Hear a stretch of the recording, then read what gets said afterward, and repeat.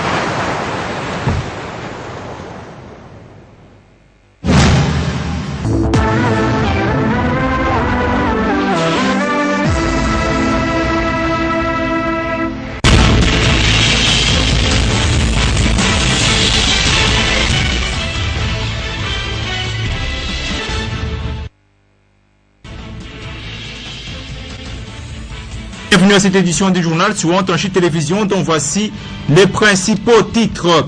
D'abord, il faudra noter que le gouverneur du Katanga voudrait lutter contre le banditisme. Ainsi donc, la lutte contre les constructions anarchiques a pris beaucoup plus d'ampleur. C'est ainsi que notamment, vous avez vu que ces faussaires ont été présentés à la presse aujourd'hui par le maire de la ville de Lubumbashi, Jean-Oscar Sangouza Mutunda. Et puis également, il faudra noter tout simplement que le gouverneur de la province du Katanga tient à l'asphaltage de toutes les artères de la province cuprifère. Ainsi, c'est rendu aujourd'hui dans la commune de la Roachi où le tronçon de la chaussée de Kasenga compris entre le marché Zambia et l'entrée des usines Chemaf est en plein asphaltage. Mesdames et messieurs, bonsoir et merci de nous avoir choisi pour vous informer. Bienvenue à cette édition du journal.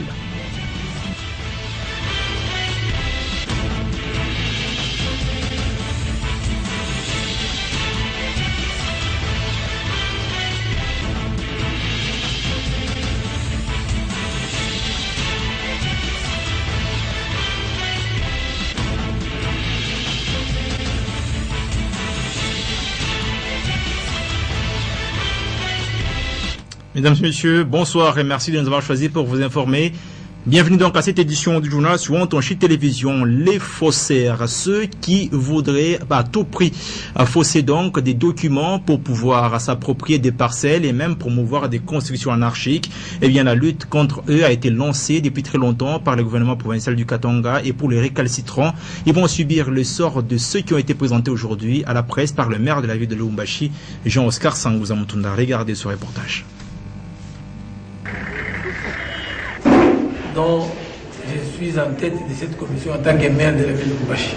On a constaté qu'il y a beaucoup de constructions anarchiques, on a constaté qu'il y a beaucoup d'occupations de terres comme ça illégalement, les occupations de servitudes sans autorisation et les constructions anarchiques aussi. On voit les maisons à l'étage poussées, est-ce qu'ils ont quel plan, ils ont quelle autorisation de bâtir et tout ça. C'est ainsi que nous nous sommes mis ensemble sous l'impulsion du ministère des Infrastructures. Tout le monde se retrouve dans cette grande commission. La commission a commencé son travail. C'est ainsi que depuis samedi, on a constaté que du côté plateau, il y a des gens qui sont en train de morceler les parcelles à gauche à droite. C'est ainsi que ce matin, la commission est descendue et on a mis la main sur les 4 messieurs que vous voyez là-bas, qui se disent des cadres de base. Quand vous dites cadre de base, vous n'êtes pas habilité à pouvoir attribuer le terrain, à pouvoir morceler le terrain. Même moi-même, le maire, je ne peux pas le faire. Donc voilà la situation que nous avons. Ils sont là, ils sont à l'audition devant un OPJ, parce que dans la grande commission, la police fait partie, les parquets, le procureur de la République fait partie. Et avec ça, nous avons commencé nos actions depuis hier déjà. On a détruit 3 parcelles au niveau du pont Lido. Parce que vous avez vu quand il y avait les inondations, c'est la population qui venait vers nous. Tout la fois, tout ça est dit. Mais quand ils vont s'installer le long des cours d'eau, ils vont s'installer dans les marécages, ils ne nous posent pas de problème, ils ne demandent pas notre autorisation. Mais quand il y a des effets, mais ça devient l'affaire de l'État que nous sommes. Maintenant, pour préserver à tout ça, nous avons mis sur pied cette grande commission qui va travailler avec rigueur. D'ailleurs, vous voyez, nous avons une section de police de la LENI qui est avec nous. Nous allons y aller. Bientôt, on va contrôler toutes les constructions, maisons à étage, parcelles et tout ça pour en savoir plus. Donc nous voulons de ce côté-là, pas tracasser la population, mais nous voulons remettre de l'ordre dans tout ce qu'il y a. Vous voyez maintenant partout ici, quand vous vous promenez dans les quartiers résidentiels, il y a des terrasses qu'on est en train de créer. Voilà donc Jean-Oscar Sangouza Mutunda, maire de la ville de Lubumbashi, était au micro de Beri Kiluba et Paul Mungo Kabunda. Et puis on va ouvrir une page consacrée au gouverneur de province du Katanga, Moïse Katumbi Chapwe, qui était sur terrain aujourd'hui. Il s'est d'abord rendu dans la commune de la Roachi où il a vu que la chaussée des Kasenga tronçon compris entre le marché Zambia et les usines Chemaf. Ce tronçon est en plein asphaltage et puis il s'est rendu au centre ludique Square Forest où, vous le savez, il y a quelques jours, on vous parlait de l'installation des matériels, notamment de gymnastique. Le gouverneur a lui-même participé à quelques séances d'entraînement. Regardez.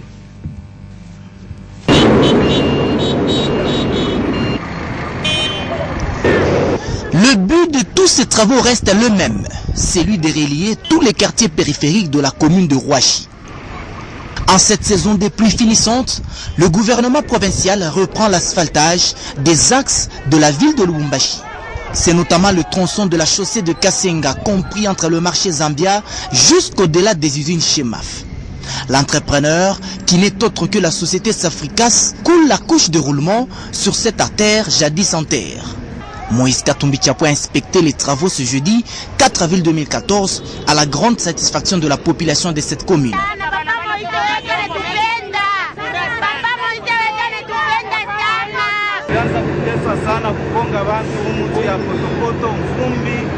Lakini leo tunashukuru Moïse anetufanyisha kitu kizuri sana. Mungu amuongezee masiku kabisa juu ya hii barabara hii. Peu avant de quitter ces lieux, le chef de l'exécutif provincial du Katanga, l'honorable Moïse Katumbi Chapwe, a encouragé un vendeur de braise. Toujours dans la commune de Roachi, Moïse Katumbi Chapwe a visité le parc d'attractions où sont installés les équipements de gymnastique pour la population. Ce sont des équipements en provenance d'Israël. Le même matériel est installé au Square Uvira dans la commune de Lubumbashi. Il s'agit ici de la concrétisation de la promesse faite par le gouverneur de province, l'honorable Moïse Katumbi, il y a plusieurs mois à la population louchoise. Les habitants de ce quartier sont heureux. Bon, je suis en train de travailler, j'essaie de travailler ici la poitrine. Hein. Oui, c'est ça, je suis en train de travailler. Ah ouais, ça nous aide beaucoup. Il faut d'abord courir et puis venir un peu, donc relaxer les muscles. Oui, travailler les muscles pour avoir la formation.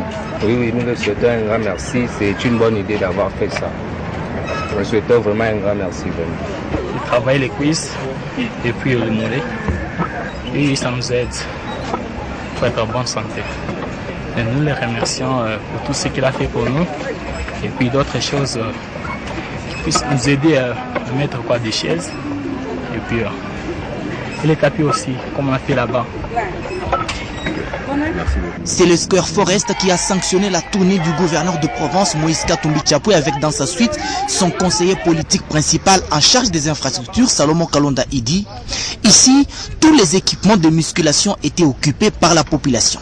Sur place, le gouverneur de Provence, Moïse Katumbi, a assisté à quelques séances de musculation, ne s'empêchant pas de coacher quelques-uns.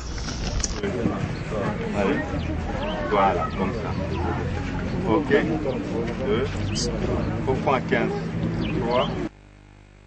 Et maintenant, le revers de la médaille de ces équipements qui ont été installés. Nos reporters sont rendus sur terrain. Les parents, voilà donc un appel à la conscience qui vous est lancé dans cet élément qui sera signé Clichouan de la Loufupa. Les élèves qui passent tout leur temps, ils en profitent pour y faire leur école buissonnière, mais également les enfants de la rue ont fait de ces équipements leur repère. Regardez ce reportage.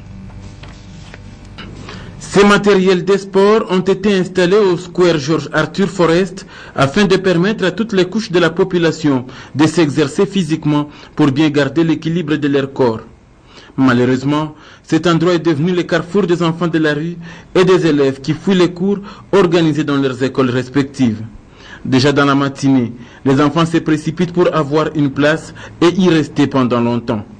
Si la plupart des élèves se trouvent à cet endroit, c'est parce qu'ils ont trouvé du plaisir à venir faire le sport, à venir se momenter un peu, à faire la rapidité de mouvement du corps.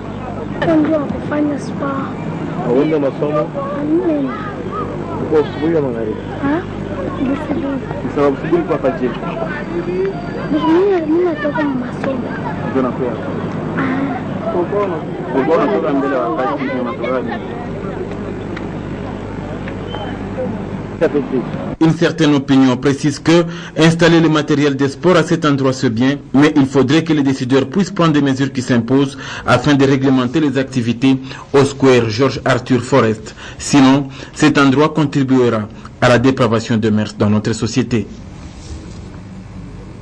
Ainsi qu'à la délinquance juvénile Krishondala.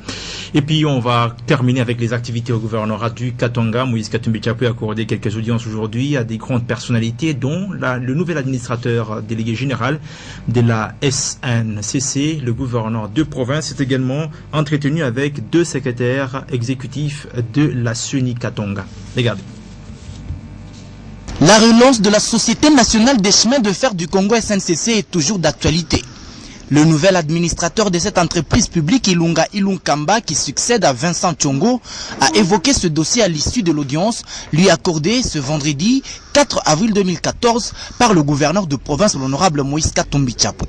Celui-ci a indiqué que le gouvernement central, qui tient au redressement de la SNCC, a décaissé 400 millions de dollars américains pour la relance effective de cette entreprise. J'ai été nommé par le chef de l'État. Donc je suis venu voir le gouverneur pour lui faire rapport. D'abord pour me présenter, lui faire rapport sur la remise reprise et lui donner un résumé de la situation de l'entreprise. L'espoir, il y a des très grands espoirs. Pas parce que je suis arrivé, mais pour ce que le gouvernement a décidé de faire à la SNCC.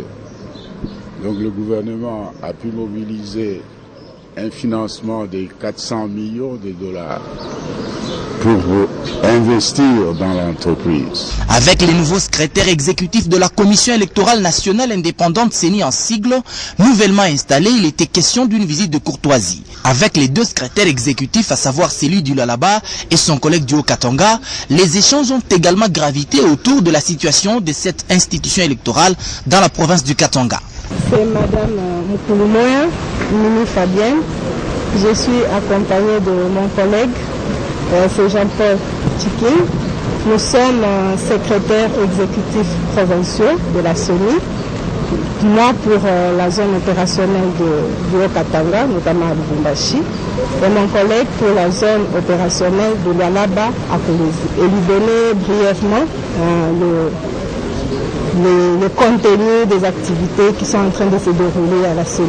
Il n'y a pas de date, parce qu'il n'y a pas encore de calendrier, mais comme vous faites partie des médias, retenez seulement qu'il y a un cadre de concertation entre CENI et médias, et au moment opportun, vous serez informés sur ce qui s'organise, ce qui se prépare. Mais déjà, ce qu'il faudrait savoir, c'est que nous préparons d'organiser une opération de fiabilisation du fichier électoral et de stabilisation des cartographies opérationnelles.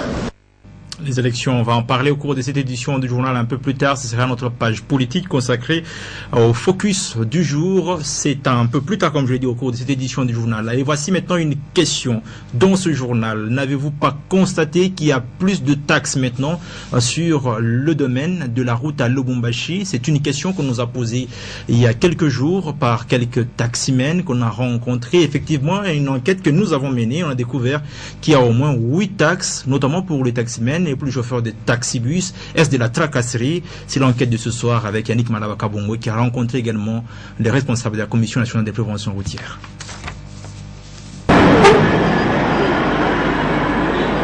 Le secteur de transport est parmi les domaines où se lancent plusieurs personnes à la recherche du pain quotidien. Cependant, les conducteurs de véhicules de transport en commun se plaignent de la multiplication des taxes qui leur sont infligées, ce qui crée, selon eux, une sorte de tracasserie. En effet, pour qu'un véhicule exerce dans le transport en commun, il faut une autorisation de transport, la taxe de stationnement, la patente, le contrôle technique, la vignette et autres. Kama motoka itumike, banexagere problème ya mataxi.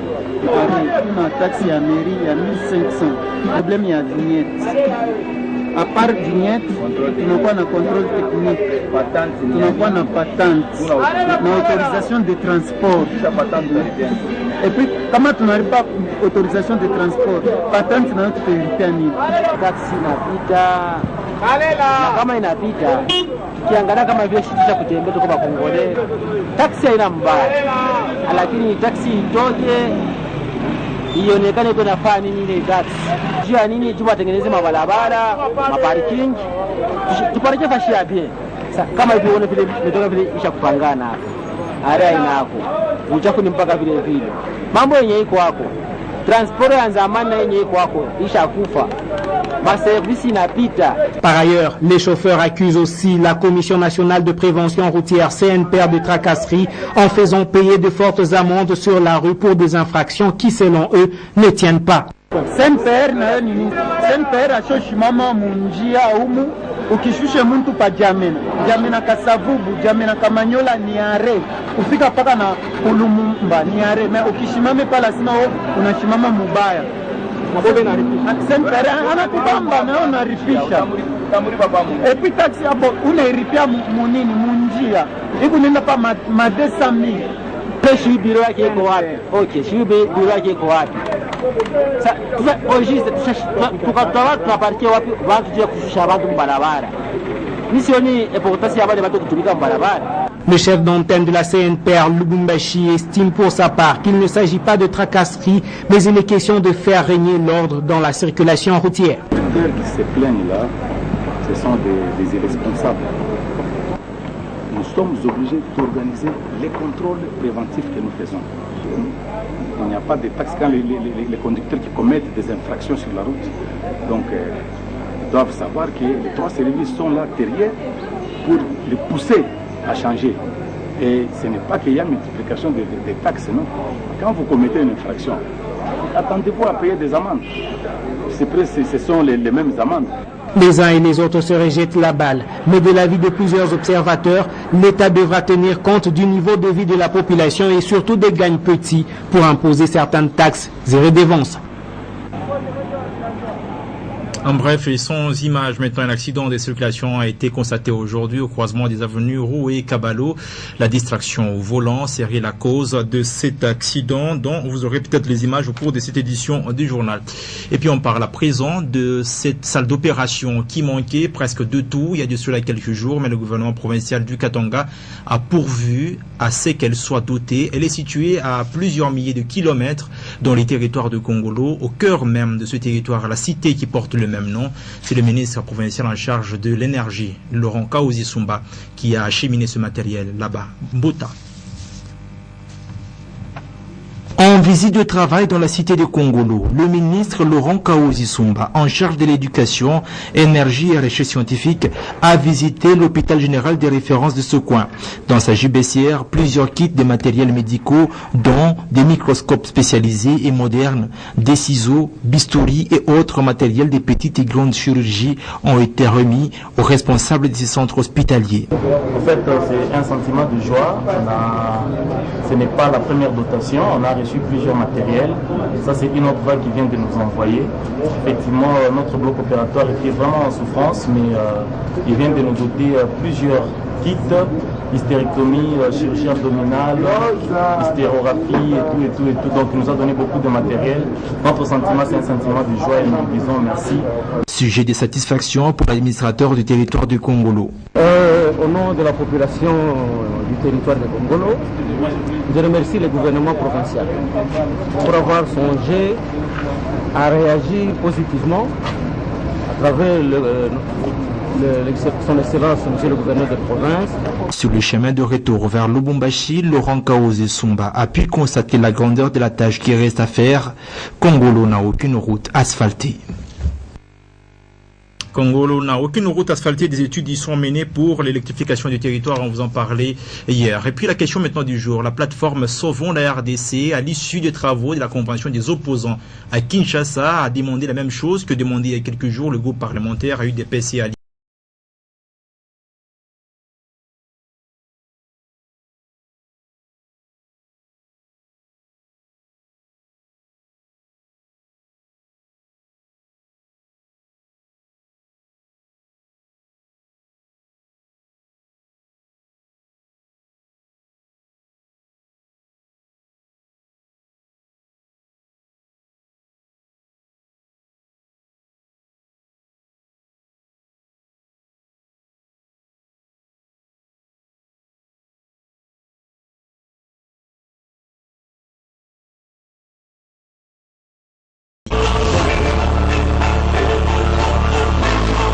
Voilà donc pour notre focus d'aujourd'hui. Nous sommes avec M. Dedening Kishi. Merci d'être resté à votre bureau jusqu'à 7 heures pour pouvoir parler avec nous. Alors, M. Dedening Kishi, une question assez significative.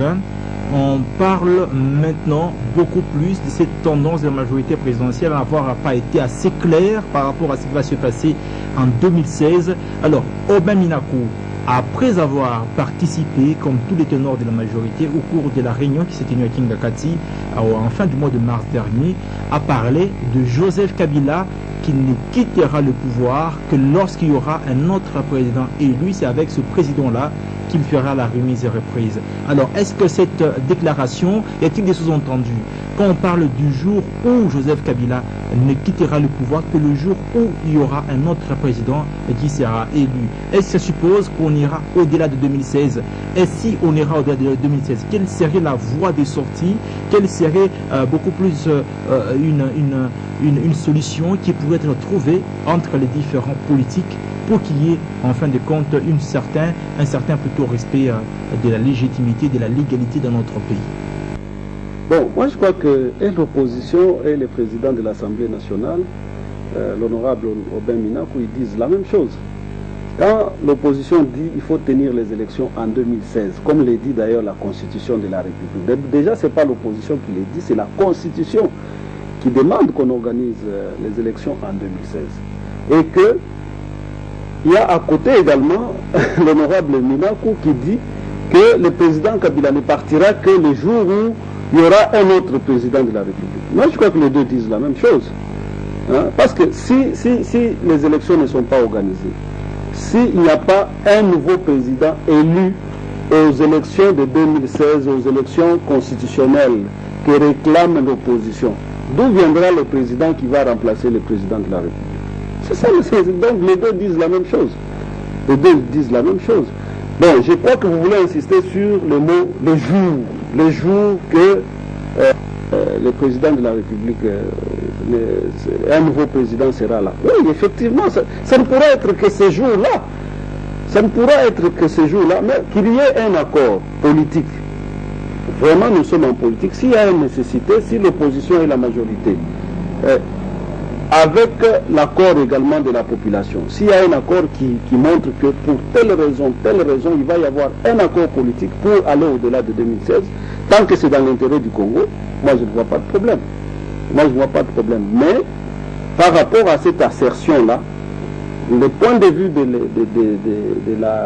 l'opposition qui pense, qui soutient d'ailleurs ce qui est dit par la Constitution, d'organiser les élections en 2016, et que le président de la République ne pourra partir que le jour qu'il y aura un autre président de la République. Les deux disent la même chose. Alors, M. Denis Kishi, on va terminer par là. Une dernière question. Pendant que les opposants tenaient leurs assises, il faudra noter que plusieurs déclarations ont été faites. D'abord, la plateforme de Vital Kamerhe Sauvons la RDC dit qu'elle ne supporterait pas la révision constitutionnelle. La même position avait déjà été adoptée il y a quelques jours par le groupe parlementaire UDPS et alliés. Et finalement, 30 formations politiques viennent notamment de prendre une position selon laquelle il faudrait qu'il y ait une révision constitutionnelle, mais dans le sens de reconnaître une force du centre, une force qui ne dépend ni de la majorité ni de l'opposition. Est-ce que ce ne sont pas tout simplement les reflets des agitations qu'il y a dans la classe politique congolaise à l'approche de la formation d'un gouvernement de cohésion nationale? Non, il y a beaucoup de matières. Il n'y a pas que les centristes qui demandent la révision de la Constitution. Il y a beaucoup de choses, il y a beaucoup de matières qui demandent à être insérées dans cette Constitution. Donc, c'est comme je le dis toujours, il faut d'abord qu'on puisse apaiser la population.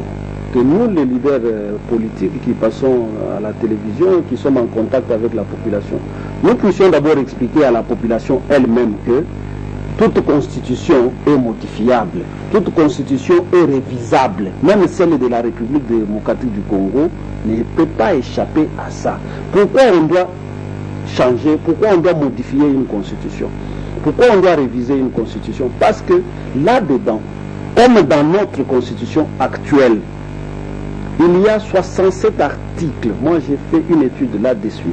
Il y a 67 articles qui ne sont pas opérationnels depuis que nous sommes allés, nous avons voté cette constitution au référendum jusqu'à aujourd'hui, il y a 67 articles.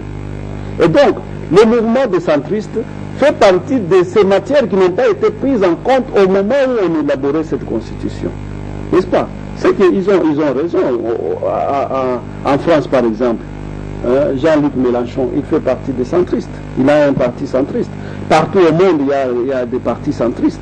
Donc, c'est une revendication normale, mais qui vient surtout, pour moi, elle vient surtout mettre en exergue ces besoins de réviser cette constitution, parce que lorsque on l'a voté au référendum, lorsque nous avons voté cette constitution, il y a beaucoup de choses qui nous avaient échappé, parce qu'en ce moment-là, tout ce que nous voulions, c'est arrêter la guerre, ramener la paix à travers et ramener notre pays sur la voie des institutions légitimes.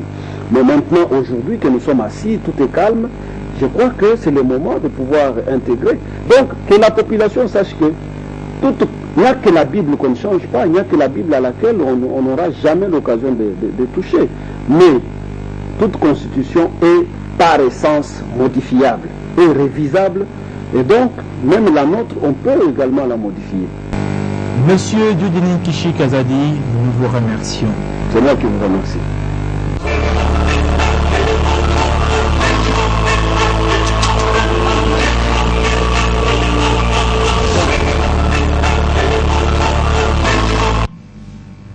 Donc Dieudonné Kishi Kazadi qui était l'invité de notre focus de ce soir.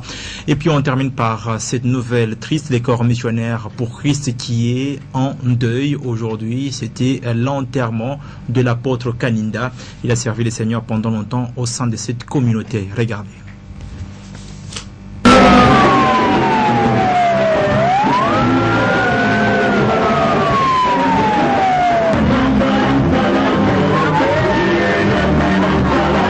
Le corps missionnaire international pour Christ en noir pour honorer l'apôtre Jean-Baptiste Kaninda Kajingulu. Ce vendredi, avec en tête son président, l'archevêque d'Afrique pour les Moakunda, les membres du corps missionnaire sont allés compatir au malheur qui frappe la famille éprouvée. L'illustre disparu est le beau-père du pasteur Kabeya Mwanabouté. Né en 1934, l'apôtre Jean-Baptiste Kaninda a été le représentant légal des assemblées de paix situées dans la commune de Kamalondo, en plein ville de Lubumbashi. Un culte a été célébré au domicile du disparu après la levée de la dépouille mortelle de la morgue de l'hôpital Jason Sendwe. C'est le pasteur Jos qui a été l'orateur du jour. Il a donné un message d'encouragement, de réconfort et de salut. Nous sommes appelés à mourir et à être jugés, mais le jugement est réservé aux païens. Car selon Romains chapitre 8, verset 1er, ceux qui sont en Christ n'ont aucune condamnation. L'évêque Ernest Miji, président provincial de l'église de Réveil du Congo, a accompagné sur place l'archevêque d'Afrique Paul Moa, qui est le président exécutif de l'église de Réveil. L'illustre disparu laisse derrière lui 18 fils, 50 petits-fils et petites-filles et 25 arrière-petits-fils. C'est dans les mauvais jours qu'on reconnaît les vrais amis, dit-on. L'archevêque d'Afrique a appliqué la parole de l'ecclésiaste qui dit « Mieux vaut aller dans une maison de deuil, car c'est là la fin de tout homme ». Autre temps fort de la cérémonie, temps également émouvant, c'est le moment des témoignages, notamment celui de l'homme de Dieu Kabeya Mwanabouté. L'apôtre général Bondo a pour sa part salué la disparition d'un homme de Dieu puissant. Tout le corps missionnaire international pour Christ, le papa alikuwa parmi les doyens pale tuko na bomachef de pou